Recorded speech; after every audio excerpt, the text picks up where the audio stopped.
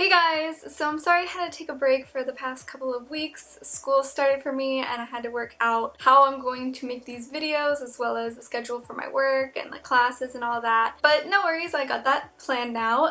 So I'm back and today's video is going to be all about how to survive your first week of college and pretty much your first semester in college. So the first thing that is very important is getting to know your roommates.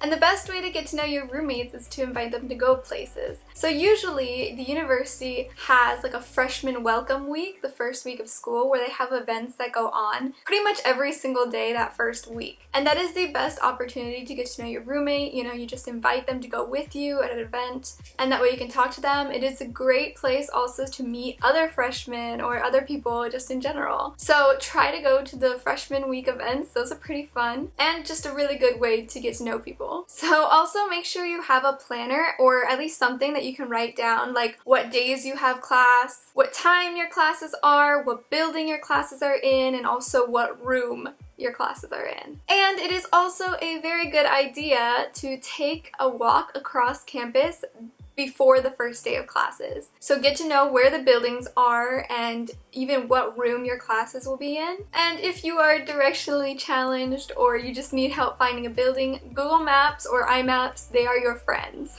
Also, I think one of the biggest mistakes that freshmen make is when they buy textbooks ahead of time. So wait until you can see all the syllabi of your classes before buying textbooks, and that usually opens like within the first day of school. Also, when professors say they have required material like textbooks, calculators, stuff like that, it will usually lead you to the bookstore website of your university. And at least for me, it says some of the items say required and others say recommended. Do not buy the recommended items until that professor says that you need the recommended items, because I find that those generally you don't need them if they're recommended. The only ones that you really need are the things that say required. If they're required, at least in my experience, that is a must, like you have to get those items. You should also try and rent your textbooks instead of buying it completely, because usually when people buy them they end up losing money because they have to sell that textbook usually for a lot less than they bought it for.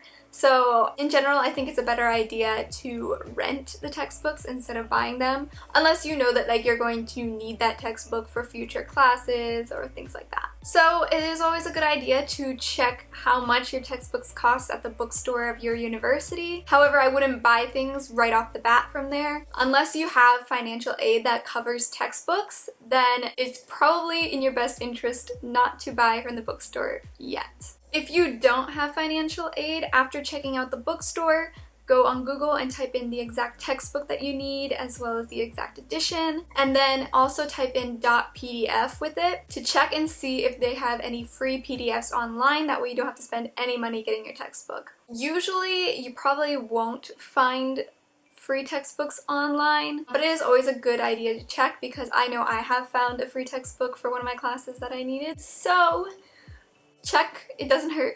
If you can't find a free PDF version or just a free version online of your textbook, then the next best thing is just to type in on Google the exact textbook name and the edition and try to look for your cheapest options. In my experience, the cheapest option is to rent off of Amazon. Otherwise, there are other websites too that have good prices, and those are all usually cheaper than the bookstore, which is why I would not go and buy everything off the bookstore just yet. And access codes are also sometimes required by your classes, and those are pretty hard to find for cheap. Like most of them in my experience is that they are not less than $100, especially not at the bookstore. So far I found that if you buy directly from the publisher or the website, usually professors like to use like McGraw-Hill or like Norton and those websites. If you buy from there, those tend to be cheaper than the bookstore, but they're still pretty expensive and it's hard to find find a good deal for access codes. Next important thing is that you need to read and understand the syllabi of all your classes. You will probably have to read the syllabus anyway because a lot of the times professors have a syllabus quiz due at the end of the first week to make sure that you understand all the rules of their class. But seriously, try and make sure you understand the syllabus, especially because it tells you like if the professor is dropping the lowest graded assignment or if they have a cumulative final at the end of the semester. So make sure you know all those things because they're important.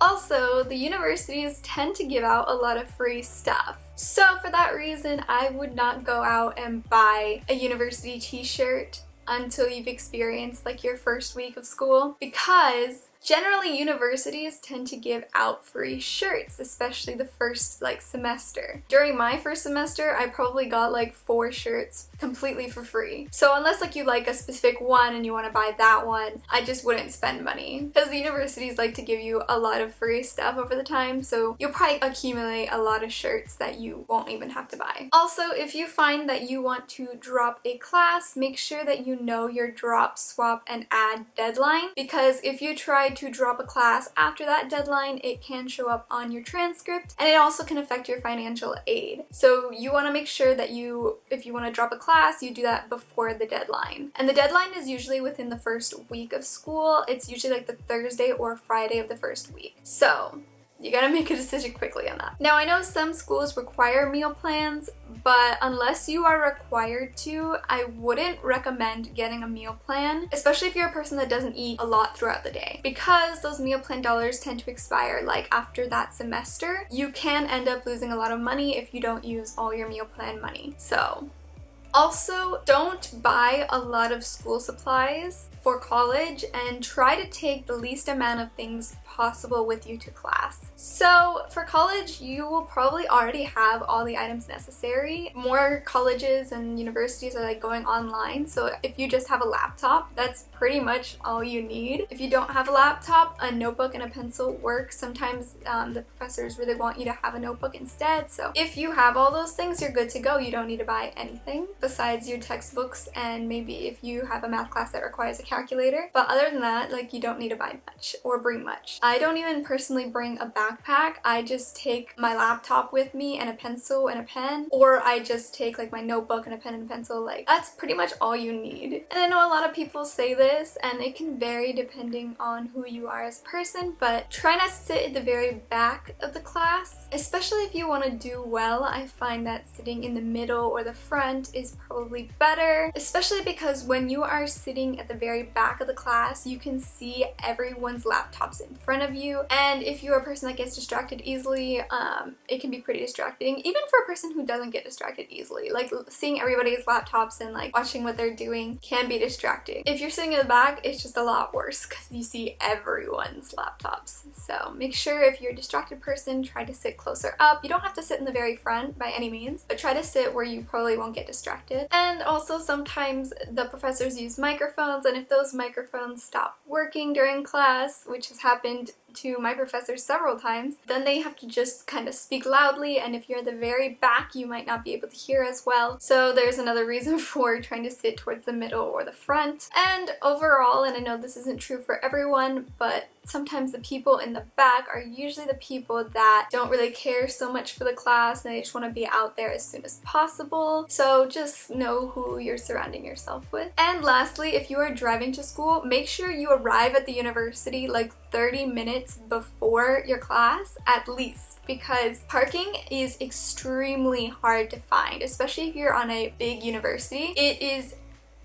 awful to try to find parking. It is horrendous. And if you're not on campus like early in the morning, then you're going to have a lot harder time finding parking. I know at my university, like probably after 10 a.m. it's pretty much full. Like, you have to go to like the top floors of parking garages and like the very back of any parking lot. So make sure you get there ahead of time so that you can go to your classes and be there on time, because you don't want to be the one walking in like 45 minutes late and everybody kind of